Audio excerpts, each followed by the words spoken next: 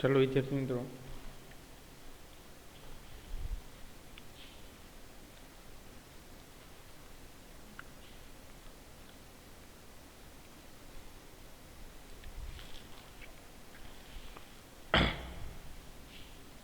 હવે લાસ્ટ લેક્ચરમાં આપણે ચોથા ચેપ્ટરનો એન્ડ તો જોઈ લીધો તો કમ્પ્લીટ કરી લે. પણ આપણે જ્યારે ચોથું ચેપ્ટર સ્ટાર્ટ કર્યું ત્યારે બાયો સાવર્ટના નિયમ પહેલાંની જે 2-3 થિયરી છે એમાં સાયક્લોટ્રોનને એ તો નીકળી ગયું છે, આપણે કરવાનું નથી. પણ છતાં જ્યારે આપણે ઓફલાઈન ચાલુ થશે ત્યારે એના વિડીયો પણ સારા છે જોવા માટેના. LHC એના એડવાન્સ ટેકનોલોજીના બધા ઇન્સ્ટ્રુમેન્ટ છે, તો એની પણ ચર્ચા આપણે કરશું. એટલે ખાસ તમને થોડો આઈડિયા આવે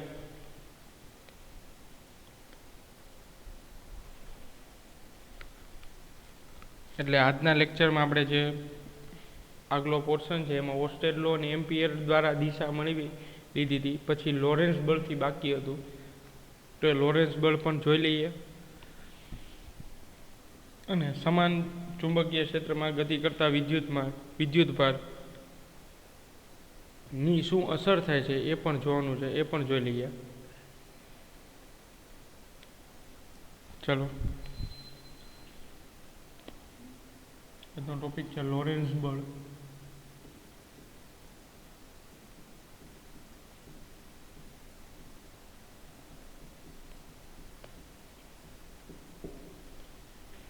ચાલો વિદ્યાર્થી મિત્રો, લોરેન્સ બળ છે એ ખૂબ જ અગત્યનું છે. અત્યાર સુધી તમે ચેપ્ટર નંબર 1, ચેપ્ટર નંબર 4માં અલગ અલગ વસ્તુ જ જોઈ છે. કેમ કે વિદ્યુત ક્ષેત્રનું સૂત્ર અલગ, ચુંબકીય ક્ષેત્રનું અલગ, તો બંને અલગ અલગ છે. બંનેનું એકાકીકરણ, બેને ભેગી કરવામાં જે સાયન્ટિસ્ટ છે એ ઓસ્ટેડનો પ્રયોગ દ્વારા બધી વસ્તુ આગળ આવતી ગઈ. પણ એ બંને સમીકરણોનો સમાવેશ એક સમીકરણમાં થવો, જેમ કે વિદ્યુત ક્ષેત્ર અને ચુંબકીય ક્ષેત્ર, તો E અને B એ બંનેને એક જ સમીકરણની અંદર આવરી લેવા માટે જે સાયન્ટિસ્ટ છે, તો એ સાયન્ટિસ્ટનું નામ છે લોરેન્સ. તો એ લોરેન્સ સાયન્ટિસ્ટનું મેઇન કામ એ છે કે ભાઈ કુલ ફોર્સ ફાઇન્ડ કરે છે, કુલ ફોર્સ, કુલ બળ મેળવે છે. એટલે વિદ્યુત અને ચુંબક બંને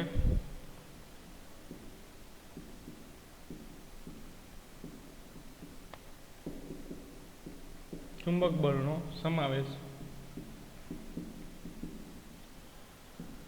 એક જ સમીકરણમાં, એટલે કુલ બળ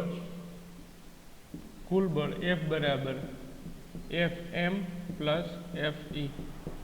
એટલે લોરેન્સ બળ તમને આ રીતે મળશે, Fl બરાબર ચુંબકીય બળ પ્લસ વિદ્યુત બળ. તો આ બંનેનો સમાવેશ કરીને જે સૂત્ર મળે છે એને લોરેન્સ બળ કહે છે, લોરેન્સ બળ. હવે અહીંયા આ પોઈન્ટ માટે આપણે થિયરી થોડી વાર પોસ્ટપોન કરી દેવાની છે, પછી એક થિયરી કરીને પછી આને આપણે પાછી કન્ટિન્યુ કરશું. એનું કારણ છે કે આ ટેક્સ્ટમાં બહુ આગળ પાછળ ફ્રીક્વન્સીમાં નથી ગોઠવેલી થિયરીઓ, એટલે જ એના માટે જ મારે જે છે એ બાયો સાવર્ટથી ચેપ્ટર સ્ટાર્ટ કરીને વ્યવસ્થિત ક્રમ મુજબ ગોઠવતા ગયા છીએ આપણે ટોપિક વાઇઝ બધા. તો હવે મારે પહેલાં એ કામ કરવાનું છે, ચુંબકીય બળ એટલે શું એ મેળવવાનું છે. ચુંબકીય બળ જેમ વિદ્યુત બળનું સૂત્ર છે F બરાબર QE, વિદ્યુત બળનું સૂત્ર છે, એવી જ રીતે મારે મેગ્નેટિક ફોર્સનું ફોર્મ્યુલા ફાઇન્ડ કરવાનું છે. તો એ નથી, જો એ મળશે ત્યારબાદ મને લોરેન્સ બળનું સૂત્ર મળશે, F બરાબર Fm પ્લસ Fe. તો સમજાય વિદ્યાર્થી મિત્રો? મારે પહેલું કાર્ય જે છે એ કરવાનું રહેશે આપણે કે Fm એટલે મેગ્નેટિક ફોર્સ ફાઇન્ડ કરવાની રહેશે. તો ત્યાં સુધી આપણે આ થિયરીને આપણે પોસ્ટપોન કરવાની છે, સ્ટોપ કરી દેવાની છે અહીંયા થોડા ટાઈમ માટે.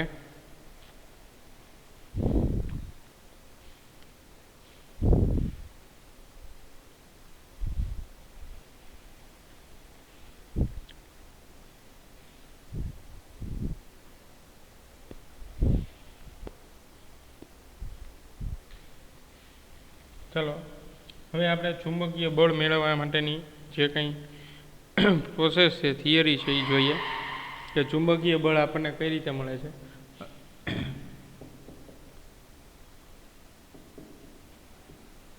ચલો, તો ચુંબકીય બળ અથવા તો એવું કહેવામાં આવે, ચુંબકીય બળને રિપ્રેઝેન્ટ કરવા માટે, બળ મેળવવા માટે આપણે એક થિયરી જોશું આજે, અને એ થિયરી પરથી આપણને ચુંબકીય બળ મળશે. તો એ થિયરી એ છે કે સમાન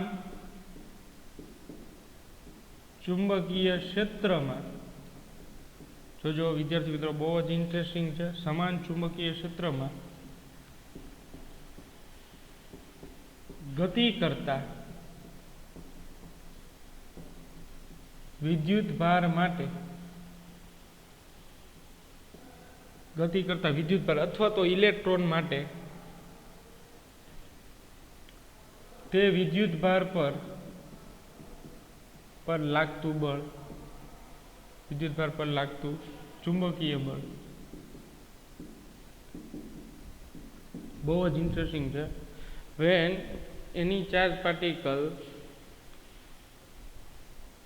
is enter in uniform magnetic field, so what is direction of charged particle, એટલે હવે એની દિશા શું થશે, અથવા તો જે બળ લાગે છે, ચુંબકીય બળ, સમાન ચુંબકીય ક્ષેત્ર છે એની અંદર જ્યારે વિદ્યુતભાર દાખલ થાય છે તો એના ઉપર ચુંબકીય બળની શું અસર થાય છે, અને જો એ ધન વિદ્યુતભાર હોય તો એની દિશા કઈ તરફ હશે, ઋણ વિદ્યુતભાર હોય તો એની દિશા કઈ તરફ હશે. તો આ રીતે આપણે ખાસ ક્લિયર કરવાનું છે. તો આની આકૃતિ દોરતા જઈએ.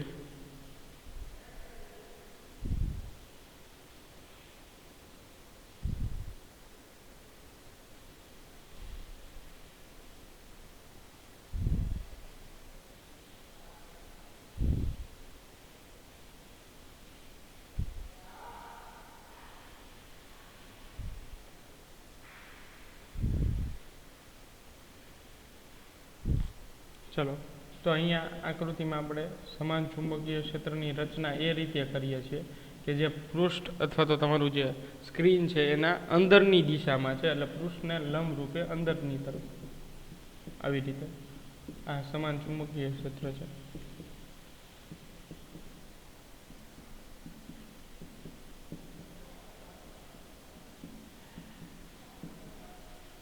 ચલો, આવી રીતે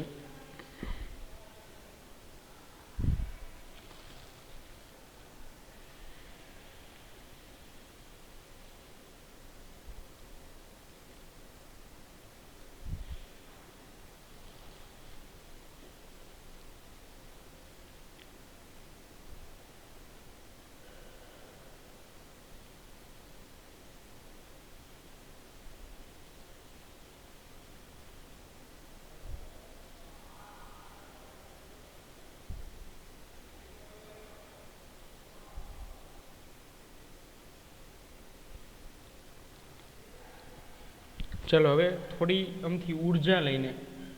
અમથી ઉર્જા કાઇનેટિક એનર્જી QV જેટલી પોટેન્શિયલ ઉર્જા લઈને આ વિદ્યુત ભાર આ ચુંબકીય ક્ષેત્રની અંદર એન્ટાયર થાય છે. તો અહીંયા સુધી એ વિદ્યુત ભાર રેખીય ગતિ કરે છે. જોજો, સમજો વિદ્યાર્થી મિત્રો, રેખીય ગતિ કરે છે, કારણ કે આ પોર્શન દરમિયાન એના ઉપર કોઈ પણ ફોર્સ હેવી થતું નથી, કોઈ પણ બળ લાગતું નથી.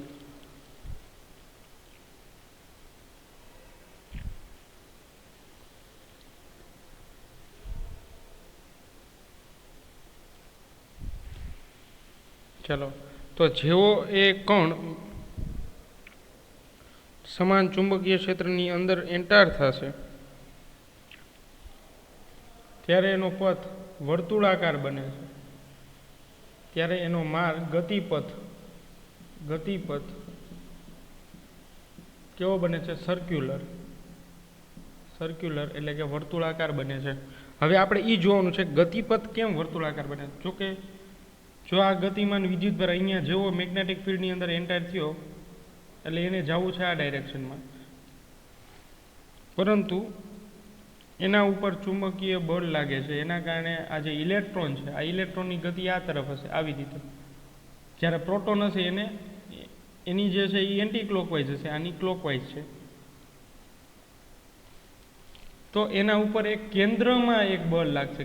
બળ જે લાગે છે કેન્દ્ર તરફ બળ લાગે છે, એ વિદ્યુત ભાર પર, અને કેન્દ્ર તરફ બળ લાગે છે આ વેગની દિશા થઈ, આ v જેટલા વેગથી ગતિ કરે છે. ચાલો, કોઈ પણ પોઈન્ટ માટે જો કેન્દ્ર તરફ એનું આકર્ષણ કેન્દ્ર તરફ હશે, આ તરફ v વેગથી ગતિ કરે છે, તો ત્રિજ્યા સાથે એ 90નો કોણ બનાવશે. ચાલો આ પોઈન્ટ માટેની વાત કરો તો બળ અંદરની દિશામાં લાગે છે, અને આ જે છે એ વેગની દિશા છે, આ r ત્રિજ્યા છે, અને ચુંબકીય ક્ષેત્ર અંદરની દિશામાં છે. તો બધા અલગ અલગ દિશામાં છે. વેગ એ અલગ દિશામાં છે, વેગની દિશા તો સતત બદલાય છે, દિશા બદલાય છે. પછી એક જે ફોર્સ લાગે છે એ કેન્દ્રમાંથી બળ લાગે એટલે કેન્દ્રગામી બળ લાગે છે, અને એક જે છે ચુંબકીય ક્ષેત્ર તો એ પણ અલગ દિશામાં છે. ત્રણેય વસ્તુ અલગ અલગ દિશામાં છે વિદ્યાર્થી મિત્રો. ચુંબકીય ક્ષેત્ર પણ અલગ દિશામાં છે. ચાલો, વેગ પછી બળ અને ચુંબકીય ક્ષેત્ર આ બધી વસ્તુ અલગ અલગ દિશામાં છે. તો જ્યારે પણ વિદ્યુત ભાર સપોઝ કે અહીંયા પૂછ્યો છે, તો આ પોઈન્ટ માટે વેગની દિશા આ તરફ થઈ, તો એને એક કેન્દ્રમાંથી બળ લાગે છે, તો કેન્દ્રગામી બળ લાગે છે. તો કેન્દ્રગામી બળ ધોરણ 11માં ચેપ્ટર નંબર 5માં જોઈ ગયા, F બરાબર mv²/r. એટલે વિદ્યુત ભાર પર લાગતું કેન્દ્રગામી બળ F બરાબર mv²/r.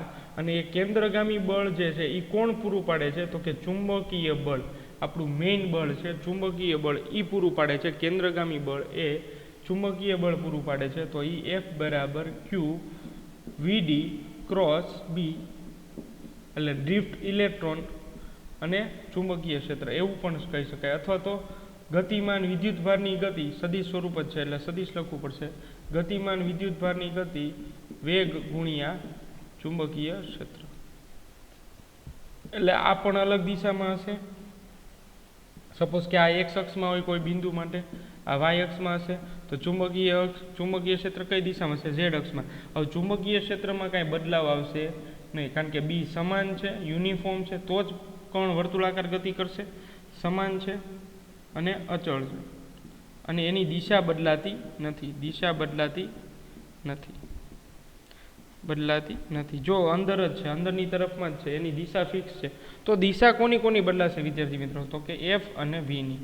આની દિશા સતત બદલાયા રાખે છે, કારણ કે વેગની દિશા બદલશે તો F ફોર્સની ડાયરેક્શન બદલતી રહેશે, એટલે F અને V ની દિશા બદલાય છે.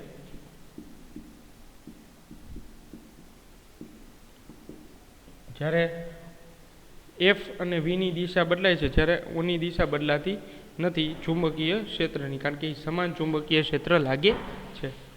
તો કોઈ પણ બિંદુએ ત્રિજ્યા અને વેગ વચ્ચેનો સંબંધ 90 ડિગ્રી હશે, કારણ કે એ બધી વસ્તુ આપણે ઓલરેડી 11થમાં ભણી ગયા છીએ. કારણ કે 90 ડિગ્રી તો જ બને કે જ્યારે તમે કેન્દ્રમાંથી કોઈ એક બળની અસર હેઠળ વિદ્યુતભાર ગતિ કરતો હોય, તો એવા બળને આપણે કેન્દ્રગામી બળ કહીએ છીએ. કેન્દ્રગામી બળ પૂરું પાડવા માટે કઈ એવું બળ જરૂરી છે? તો કે મેગ્નેટિક ફોર્સ. તો એ બે સરખાવી શકાય છે, કેન્દ્રગામી બળ અને ચુંબકીય બળ.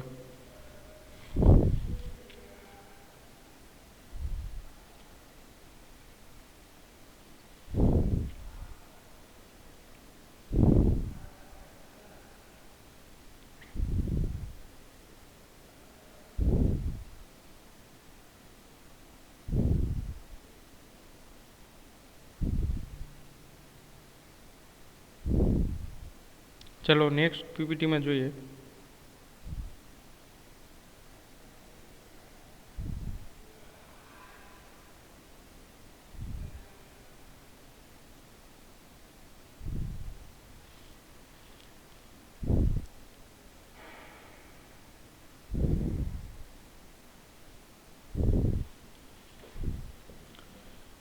ચલો, તો આ જે વિદ્યુતભાર છે એ સમાન ચુંબકીય ક્ષેત્રની અંદર ગતિ કરતો હોય જ્યારે, તો આ સમાન ચુંબકીય ક્ષેત્ર આ વિસ્તારમાં છે, તો એ દરમિયાન એનો માર્ગ વર્તુળાકાર બને છે.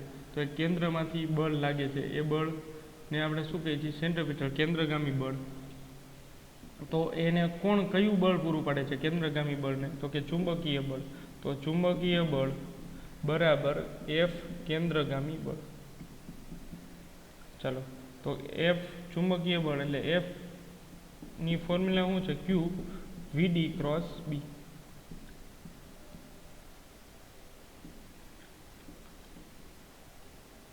જ્યારે કેન્દ્રગામી બળનું સૂત્ર શું છે? mv²/r. જ્યાં r જે છે એ પરિભ્રમણ કરતો એ ઇલેક્ટ્રોનની ત્રિજ્યા છે, v છે એ વેગ છે, m છે એ કોઈ પણ કણ, હવે તમે ઇલેક્ટ્રોન લઈ શકો, પ્રોટોન લઈ શકો, આલ્ફા લઈ શકો, તો એ કણનું દળ છે. ચાલો આ રીતે હવે કમ્પેર કરવાનું છે આ બંનેને.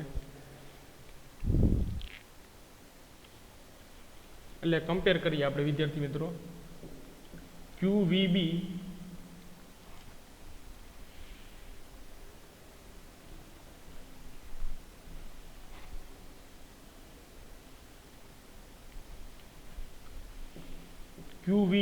હવે બે બધું લંબ પરપેન્ડિક્યુલર જ લાગે છે V અને B વચ્ચેનું, એટલે sin 90, કારણ કે ક્રોસ પ્રોડક્ટ છે, ક્રોસ દૂર કરશો તો આનું ફોર્મ્યુલા યાદ રાખજો, આ રીતે આવશે QVB sin θ.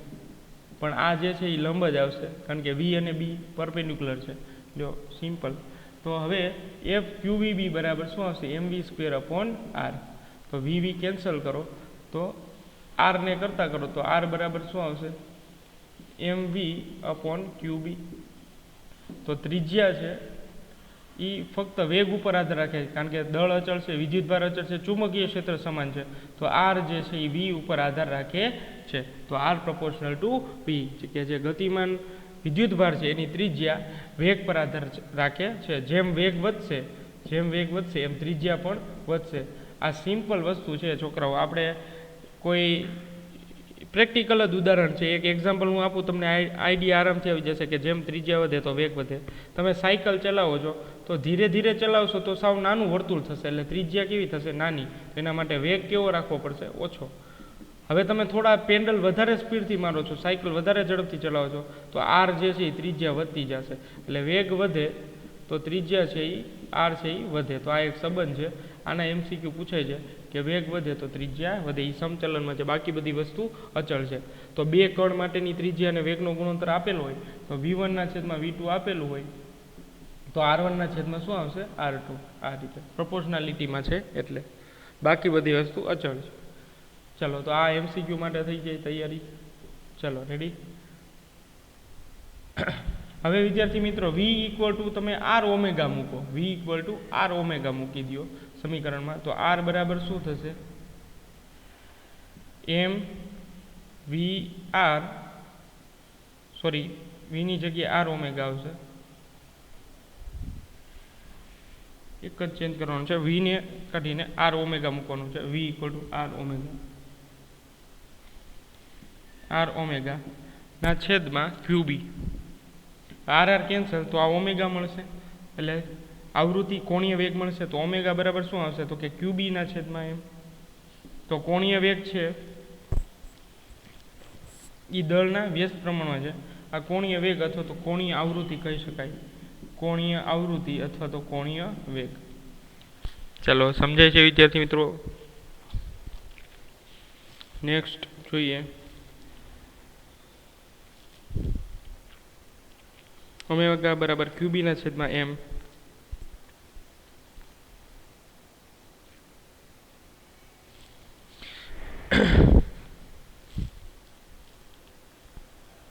તો આવૃત્તિ થઈ. હવે ઓમેગા બરાબર qb ના છેદમાં m.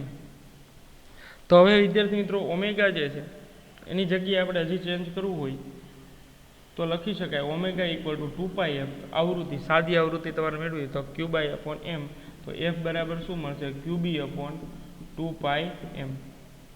ચલો આ સાદી આવૃત્તિ થઈ ગઈ. હવે આ બધી વસ્તુ આપણે ઓલરેડી અમે સાયક્લોટ્રોનમાં જ્યારે ઓફલાઈન લેક્ચર ચાલુ થાય ત્યારે જોવાના છે. આની હવે જરૂર નથી આગળ ડેરિવેશન. પણ આ બધા IMP ક્વેશ્ચન, IMP ફોર્મ્યુલા છે જે તમારા નીટની અંદર ખૂબ કામના છે. MCQમાં આ બધી વસ્તુ મેં જે તમને ડેરિવેશન કરાવી, આ બધી વસ્તુ સંબંધ બધા, ચલો તો એ ખાસ તમારે કરવાના છે. પણ હવે મેઇન આપણે જે અહીંયા પોસ્ટપોન કર્યો હતો ક્વેશ્ચન લોરેન્સ બળ, ત્યાં આવીએ. સોરી, આ ક્વેશ્ચન. તો હવે આપણે કંઈ નથી કરવાનું. લોરેન્સ બળ સાવ એક સૂત્ર જ છે 2 માર્ક્સ માટેનું. તો લોરેન્સ બળની અંદર આપણે કિંમત મૂકવાની છે. એફએમ મને મળી ગયું ચુંબકીય બળ એફએમ બરાબર ક્યુ વીડી ડ્રિફ્ટ વેગ ક્રોસ બી ક્યુ વીડી ક્રોસ બી.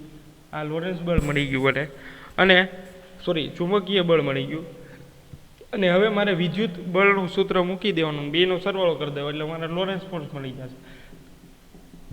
એફ ઈ બરાબર શું આવશે? ક્યુ ઈ. વિદ્યુત બળનું સૂત્ર છે ક્યુ ઈ. ચલો તો હવે આ બેનો સરવાળો આપણે કરી લઈએ. સદી સ્વરૂપ છે. આપણે લોરેન્સ બળ મેળવ્યું તો F Lorentz force equal to F M. F M એટલે શું છે? Q V D cross B plus Q E. લ્યો આ આપણું ફાઇનલ ફોર્મ્યુલા થઈ ગયું. તો એફ એલ ઇક્વલ ટુ શું વ્યવસ્થિત લખવું હોય તો ઈ ક્યુ કોમન છે બેમાં.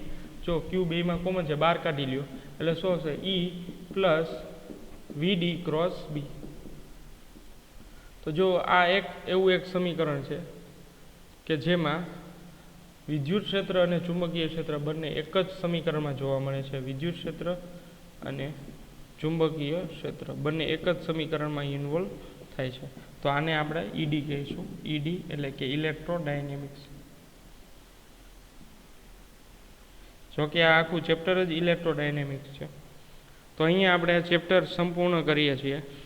હવે બાકીનું જે વેગ સિલેક્ટર, વેગ પસંદગીકાર ને એ 2 થિયરી બાકી છે, જ્યારે આપણે ઓફલાઈન ચાલુ થશે ત્યારે જોઈ લેશું. સાયક્લોટ્રોનની વિડીયો માટે રાખેલું છે, પણ એની થિયરીની જે મેથેમેટિકલ સ્ટેપ છે સાયક્લોટ્રોનના એ પણ આપણે લઈ લીધા છે. ચુંબકીય બળની સાથે સાથે કોણીય વેગમાન કેન્દ્રગામી બળ અને ચુંબકીય બળની સરખામણી કરીને એ ટોપિકમાં જ આપણે એ બળનું વાત કરી લીધી છે.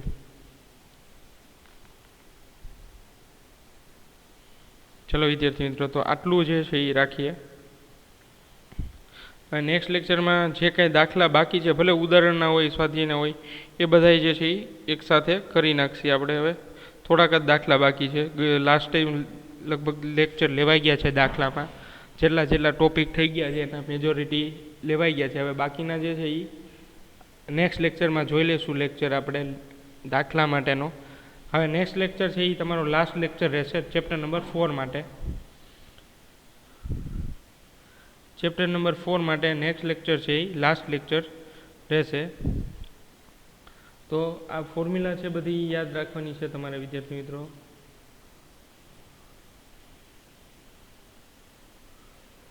ચલો તો સમજાય વિદ્યાર્થી મિત્રો. સમાન ચુંબકીય ક્ષેત્રની અંદર જ્યારે કોઈ વિદ્યુતભાર ગતિ કરતો હોય તો એના પર લાગતું કેન્દ્રગામી બળ અને ચુંબકીય બળના કારણે વિદ્યુતભાર છે એ વર્તુળાકાર ગતિ કરે છે.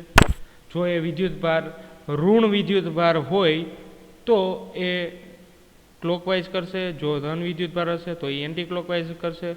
તો આ રીતે યાદ રાખવાનું છે તમારે વિદ્યાર્થી મિત્રો.